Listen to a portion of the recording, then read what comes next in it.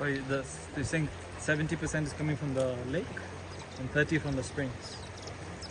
And how deep is it where the water is coming from? 50 to 60 feet down. Oh, that's deep. 50 to 60 feet. And it's big holes in the ground or cracks that the water is coming from? Yeah, there are some cracks from the ground. So this currents of the water, the one we are seeing flowing, it just takes only 3 months. 3 months to get to Mediterranean. Yes, when you count days, 90 days. The 90 kilometer is 6,400 kilometers, and the mile is 4,000 miles from Hargeisa to the Aegean Sea. So when you're talking about the wonders of Uganda, you don't miss the Nile, because it's the only river which starts from the southern sector to the northern sector.